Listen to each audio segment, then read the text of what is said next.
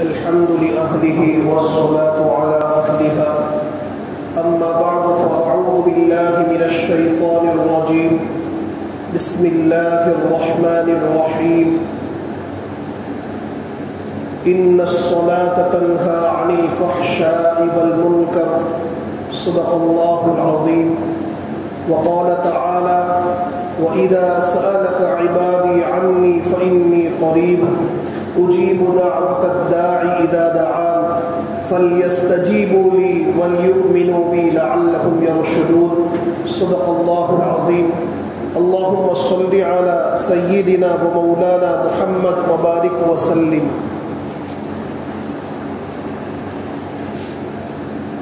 گزشتہ ہفتے رمضان المبارک سے متعلق یہ ذکر کیا تھا کہ رمضان کا مہینہ جب گزر جائے تو اس کے بعد ہمیں 3 کام کرنے ہیں. ایک تو اللہ تبارک و تعالیٰ نے رمضان کے اندر ہمیں جو عبادتوں کی توفیق دی، جن لوگوں نے رمضان کے اندر اللہ کی عبادتیں نہیں کی انہیں تو بہت ڈرنا چاہیے کہ کہیں ہم اللہ کے نبی صلی اللہ علیہ وسلم کی اس بددعا کے مستحق نہ بن جاوے کہ حضرت جبرائیل امین نے جو ہے بددعا کی اور اس پر اللہ کے نبی علیہ السلام نے آمین کہا، اور وہ جبرائیل امین کی بددعا جس پر اللہ کے نبی نے آمین کہا وہ ہلاکت کی بددعا تھی. تو کہیں ہم اس کے مستحق نہ بن جاوے تو اس پر تو اس اعتبار سے ہمیں بہت ڈرنا چاہیے، بالخصوص وہ حضرات کہ جنہوں نے رمضان کے مہینے کو عام مہینوں کی طرح گزار دیا، لیکن جنہیں اللہ تبارک و تعالیٰ نے عبادت کی توفیق دی تو انہیں رمضان کی عبادتوں کے بعد 3 کام کرنے ہیں، جس کا تفصیلی تذکرہ گزشتہ ہفتے کیا تھا کہ پہلا کام تو یہ ہے کہ ان عبادتوں پر اللہ کا شکر ادا کرے اور الحمدللہ کہے. دوسرا کام یہ ہے کہ اس عبادت کی قبولیت کو اللہ سے مانگے، اور تیسرا کام یہ ہے کہ جو عبادتیں ہم نے کی ہے اس میں کمی اور کوتاہی رہ گئی تو اس پر اللہ کے حضور میں مغفرت طلب کرے. یہ کام تو ہمیں کرنا ہی ہے، لیکن رمضان کے مہینے کے بعد اب چونکہ اگلے 11 مہینے ہیں دوسرے رمضان المبارک کے مہینے کے آنے تک، تو اس میں ہمارے کیا ارادے ہونے چاہیے، کیا عزائم ہونے چاہیے، اور ان مہینوں کے اندر ہمیں کن چیزوں کا اہتمام کرنا چاہیے اس کی طرف چند جو ہے میں آپ کو توجہ دلاتا ہوں. چند باتیں اس کے متعلق مجھے اس وقت جو ہے عرض کرنا ہے. دیکھیے کنز العمال کے اندر ایک روایت ہے کہ قریباً کنز العمال کی روایت ہے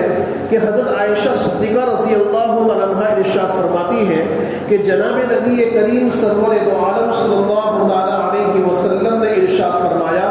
کہ اذا سلم رمضان سلمت السنہ، کہ جس کا رمضان صحیح سالم گزرا تو اس کا سال بھی جو ہے بالکل صحیح سالم گزرے گا، پورا سال بہت اچھا گزرے گا. امام ربانی مجدد الفیصانی سید احمد سرہندی نور اللہ مرقدہ کا ایک قول ہے، حضرت ارشاد فرماتے ہیں کہ جو انسان رمضان کے مہینے کو اچھائی کے ساتھ گزارتا ہے، نیکیوں کے اندر گزارتا ہے، تو اس کے 11 مہینے اللہ کی عبادت میں اور گناہوں سے بچنے کے ساتھ نیکیوں کے اندر گزرتے ہیں. اور جو انسان رمضان کا مہینہ اللہ کی نافرمانی کے اندر گزارتا ہے، رمضان کے مہینے کے اندر وہ اہتمام نہیں کرتا جو کرنا چاہیے، تو پھر رمضان کے بعد اس کے 11 مہینے بھی اللہ کی نافرمانی میں اور بغیر اہتمام کے ساتھ گزرتے ہیں. تو جب ہم اس حدیث شریف پر غور کرتے ہیں اور پھر رمضان کے بعد کی جو ہماری زندگی ہے اس پر ہم غور کرتے ہیں تو ہمیں اندیشہ ہوتا ہے کہ کہیں ایسا تو نہیں کہ رمضان کی عبادتیں اور یہ ہمارا رمضان کا مہینہ اللہ کے یہاں قبول نہیں ہوا، کہیں ایسا تو نہیں کہ رمضان کا مہینہ ہمارا ضائع ہو گیا، رمضان کے مہینے کو اللہ نے اپنی بارگاہ میں قبول نہیں فرمایا. ایک اندیشہ ہوتا ہے. کیوں؟ اس لیے کہ اگر رمضان کے بعد کی زندگی میں ہمارے اندر تبدیلی اور انقلاب پیدا نہیں ہوا تو سمجھ لو کہ ہمارا رمضان کا مہینہ اللہ کے یہاں قبول نہیں ہوا. حج مبرور، حج مقبول اس کے بعد میں آتا ہے کہ جب وہ انسان حج کر کے آتا ہے تو اس کی زندگی کے اندر تبدیلی پیدا ہو جاتی ہے. تو زندگی کے اندر انقلاب کا پیدا ہو جانا، زندگی کے اندر تبدیلی کا پیدا ہو جانا، یہ اس حج کی قبولیت کی علامت ہے کہ ایک انسان حج میں جانے سے پہلے جو ہے لوگوں کے حقوق کی ادائیگی کا اہتمام نہیں کرتا تھا، نماز کا اہتمام نہیں کرتا تھا، چہرے پر داڑھی نہیں تھی تو اب جو ہے جو پہلے چہرے پر داڑھی نہیں رکھتا تھا، جو ہے لوگوں کا حق کے وراثت ادا نہیں کرتا تھا. اب حج میں جانے کے بعد بھی اس کی یہی پوزیشن ہے تو یہ اس بات کی علامت ہے کہ اس کی بیت اللہ کی حاضری اور اس کا حج اللہ کے یہاں قبول نہیں ہوا. اور حج مقبول کی پہچان یہ ہے کہ انسان جب حج میں سے آوے تو اس کی زندگی کے اندر تبدیلی پیدا ہو جاوے، وہ لوگوں کے حقوق ادا کرنے والا بن جاوے، اللہ کی عبادتوں کو اچھے طریق پر انجام دینے والا بن جاوے، گناہ اور نافرمانی کے کاموں سے بچنے والا ہو جاوے. تو یہ اس بات کی علامت ہے کہ اس کی بیت اللہ کی حاضری، حرمین شریفین کی حاضری اور اس کا حج اللہ کے یہاں قابل قبول ہے. اور ہمارے اکابرین نے اپنی کتابوں کے اندر یہ بات لکھی ہے کہ ایک عبادت کے بعد اگر اللہ تبارک و تعالیٰ اس جیسی دوسری عبادت کی توفیق دے دے تو پہلی جو عبادت اس نے انجام دی ہے یہ اس کی قبولیت کی علامت ہے.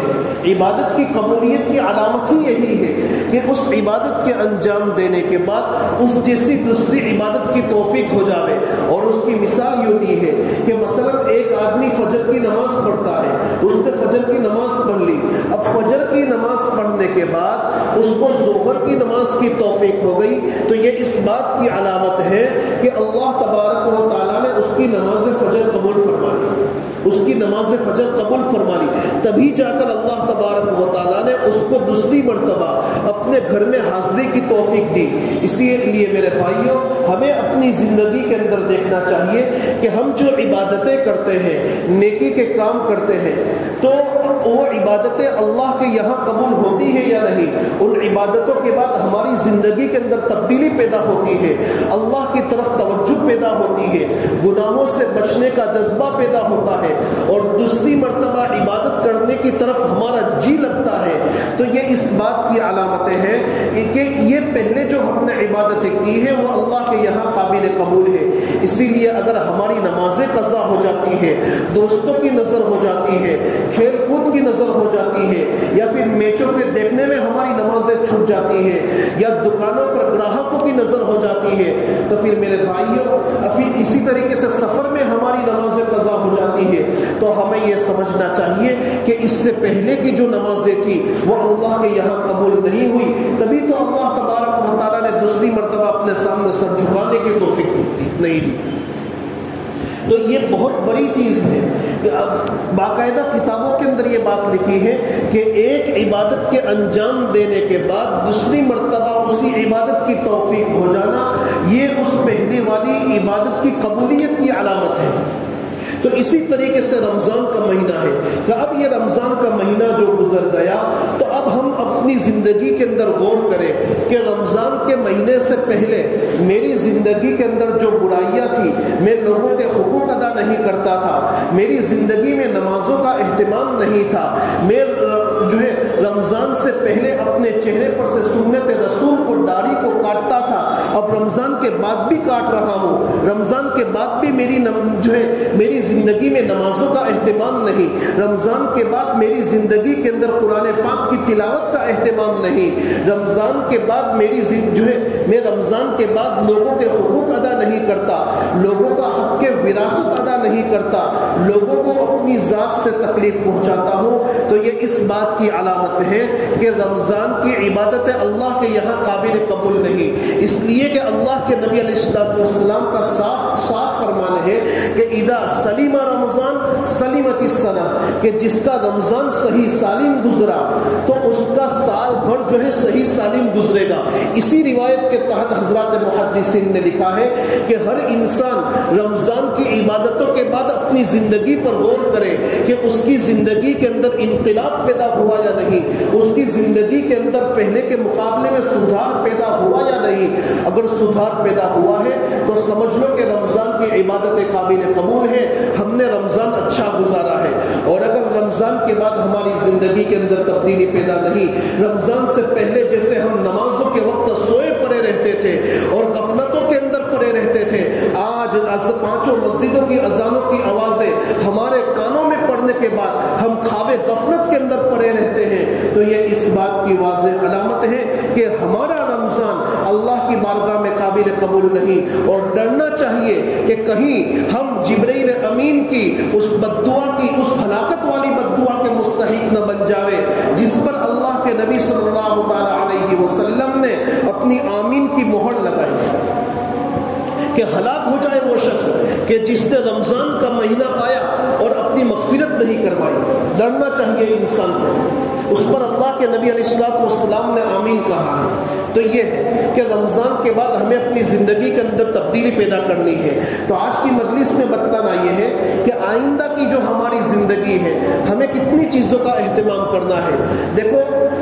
رمضان کے بعد ہمیں چند چیزوں کا اہتمام کرنا ہے۔ سب سے پہلی چیز، ہم جو ہے اپنے آپ کو گناہ سے بچاوے، نافرمانی کے کاموں سے بچاوے۔ کوئی بھی کام ہمارے سامنے آوے تو یہ دیکھیں کہ اس کام کو انجام دینے سے میرا اللہ راضی ہوگا یا ناراض ہوگا۔ یہ کام نبی کو ناراض کرنے والا تو نہیں، اللہ کو ناراض کرنے والا تو نہیں۔ اگر وہ کام اللہ اور اس کے رسول کو ناراض کرنے والا نہیں تو اس کام کو انجام دیوے، اور اگر اللہ اور اس کے رسول صلی اللہ علیہ وسلم کو ناراض کرنے والا ہے تو اس کو چھوڑ دیوے۔ پھر ہمارا جتنا جی چاہے شیطان ہمیں جتنا بھی اس کام کے اوپر ابھارے کہ ابھی اس کام کو کر لے، بعد میں توبہ کر لینا، ابھی توبہ کا دروازہ تیرے لیے کھلا ہے، لیکن اس کے باوجود ہمیں چاہیے کہ ہم اپنی ذات پر، اپنے نفس پر، اپنے جذبات پر کنٹرول کریں اور اپنے آپ کو اس گناہ سے بچا لیں۔ کیوں؟ دیکھیے رمضان کے اندر جو ہم نے روزے رکھے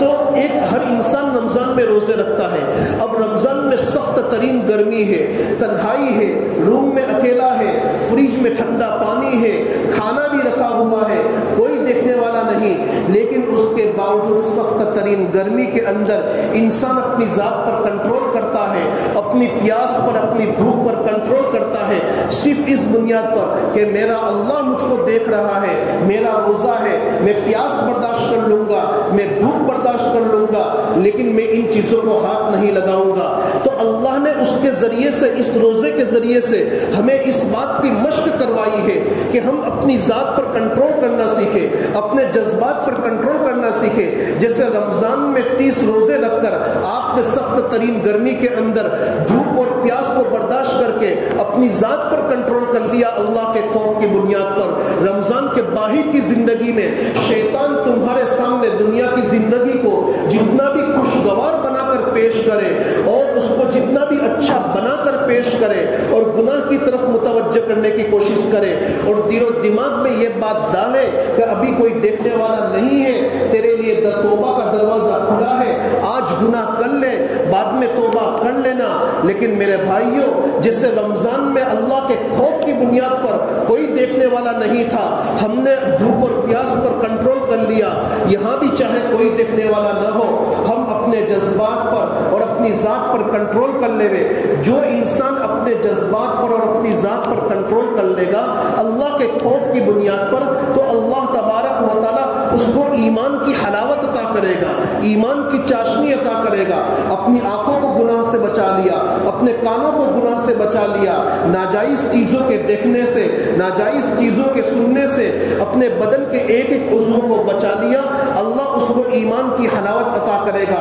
نمازوں کے اندر مزے عطا کرے گا، سجدوں کا سرور عطا کرے گا، تلاوت کی لذت کو اللہ تبارک و تعالیٰ عطا کرے گا، عبادتوں کی توفیق اللہ تبارک و تعالیٰ عطا کرے گا۔ یہ رمضان کے روزے اللہ نے مجھے اور آپ کو اسی لیے رکھا ہے۔ اللہ ہم کو بھوکا اور پیاسا رکھنا نہیں چاہتا تھا، اپنی نعمتوں سے محروم کرنا نہیں چاہتا تھا، بلکہ اللہ تبارک و تعالیٰ اپنی اپنے جذبات پر کنٹرول کرنے کا طریقہ ہمیں سکھانا چاہتا تھا. اسی لیے روزے کا مقصد اللہ تبارک و تعالیٰ نے قرآن مجید کے اندر ذکر فرمایا کہ یا ایھا الذین آمنوا کتب علیکم الصیام کما کتب علی الذین من قبلکم لعلکم تتقون، کہ اے ایمان والو یہ روزے تم پر اسی طریقے سے فرض کیے گئے ہیں جس طریقے سے تم سے پہلی امتوں پر روزے فرض کیے گئے تھے. اور کیوں فرض کیے گئے تھے؟ اس کا مقصد یہ ہے کہ لعلکم تتقون، تمہاری زندگی کے اندر تقوی پیدا ہو جاوے. اور تقوی نام ہے اس بات کا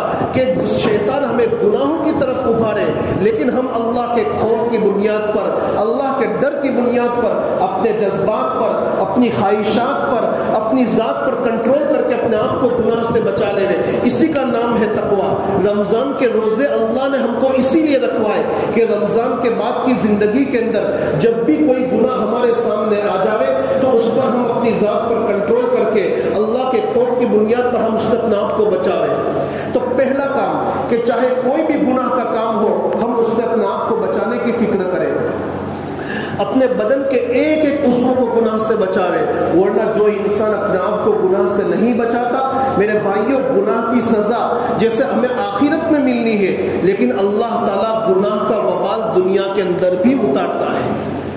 گناہ کا وبال دنیا کے اندر بھی اتارتا ہے. نمازوں کی توفیق کا نہ ہونا یہ بھی گناہوں کا وبال ہے. نمازوں میں کھڑے ہونے کے بعد لذت کا نہ آنا، نمازوں میں دھیان کا اور توجہ کا نہ رہنا، میرے بھائیوں تلاوت کی توفیق نہ ہونا، دعاؤں کے لیے ہاتھوں کے اٹھانے کی توفیق نہ ہونا، یہ بھی گناہوں کا وبال ہے. ہم یہ سمجھیں کہ گناہ کے کام کرنے کی بنیاد پر ہمارے اوپر آسمان سے مصیبتیں آ جائے گی. میرے بھائیوں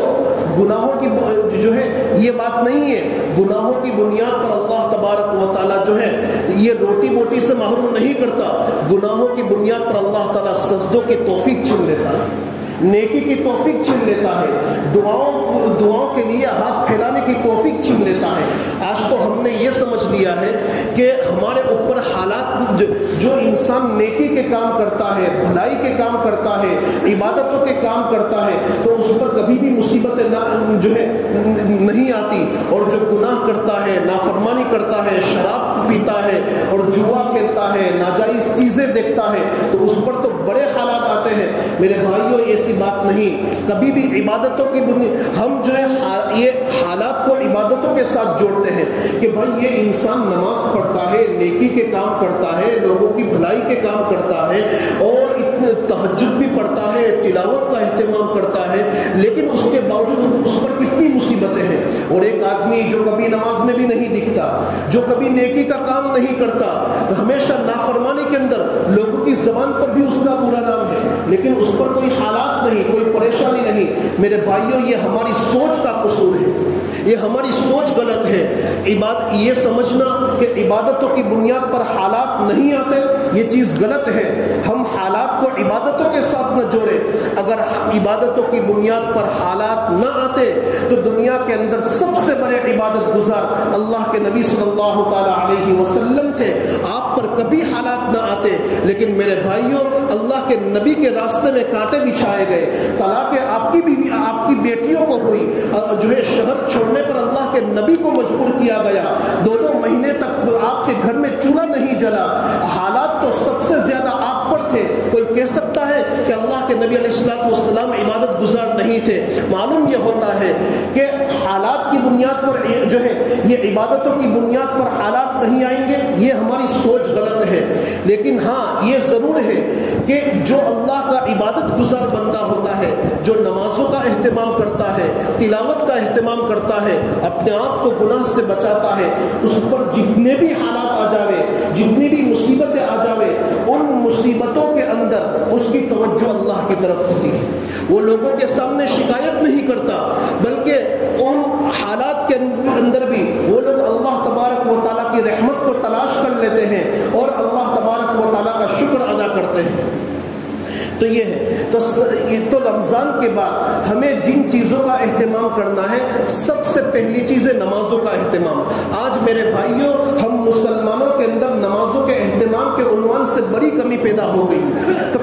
پہلا کام تو میں نے آپ کو بتلایا گناہوں سے بچانا، دوسرا کام ہے نمازوں کا اہتمام۔ دیکھو اللہ تبارک و تعالیٰ نے رمضان کے اندر ہم پر جو ہے ضروری قرار دیا کہ تم رمضان میں قیام اللیل یعنی رات کی تراویح پڑھو، رات کی تراویح پڑھو۔ تو رات کی تراویح کے ذریعے سے ہمیں اس بات کی مشق کروائی گئی کہ تم 5 وقت کی نمازیں ادا کرتے ہو اور ساتھ ساتھ اللہ کے گھر میں کھڑے ہو کر رات میں 1 یا 1.5 گھنٹے تراویح کے اندر اللہ کا کلام سنتے ہو۔ تو اس کے ذریعے سے ہمیں مشق کروائی گئی کہ رمضان کے علاوہ اور مہینے کے اندر 5 وقت کی نمازوں کا اہتمام کرو۔ جیسے رمضان کے اندر تراویح کے اندر ہمارا وقت جو ہے 1 گھنٹہ، سوا گھنٹہ یا 1.5 گھنٹہ صرف ہوتا ہے، تو اسی طریقے سے رمضان کے علاوہ 5 نمازوں کے اندر کتنا وقت صرف ہوگا؟ صرف سوا گھنٹے کا وقت صرف ہوگا۔ لیکن میرے بھائیوں، اس سوا گھنٹے کی نماز کی ادائیگی کی بنیاد پر اللہ تبارک و تعالی ہمیں جو سکون عطا کرے گا اور ہماری زندگی کے اندر اللہ تبارک و تعالی جو مسائل حل کرے گا ہم اس کا تصور نہیں کر سکتے۔ تو رمضان میں تراویح کے ذریعے سے ہمیں نماز کی مشق کرائی گئی کہ ہم سال کے 11 مہینے نمازوں کا اہتمام کریں۔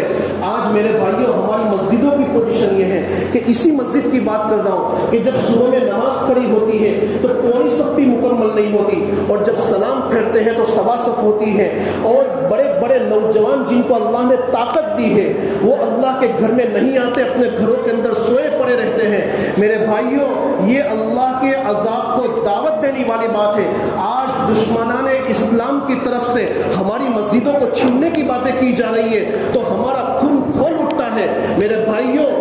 یاد رکھو،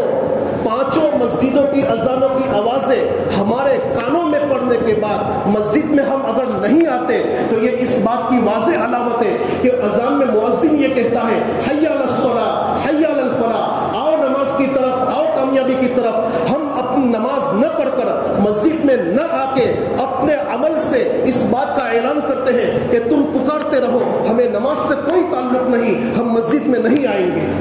میرے بھائیوں، مسجدوں میں نہ آنا یہ اللہ کے عذاب کو، اللہ کے غضب کو دعوت دینا ہے۔ آپ خود فیصلہ کر لیجئے کہ ہمیں یہ اس مسجدوں کو ویران کرنا ہے یا آباد کرنا ہے۔ ان مسجدوں کو آباد کرنے کے لیے باہر سے لوگ نہیں آئیں گے، ہمیں آباد کرنا پڑے گا۔ آسمان سے فرشتے نہیں اتریں گے، ہمیں آباد کرنا پڑے گا۔ اس لیے آپ سے گزارش ہے کہ ہماری مسجدوں کو آباد کرے، ہماری مسجدوں میں نمازوں کے لیے آوے، اور یہ ہماری اتنی عالیشان مسجدیں مصلیوں سے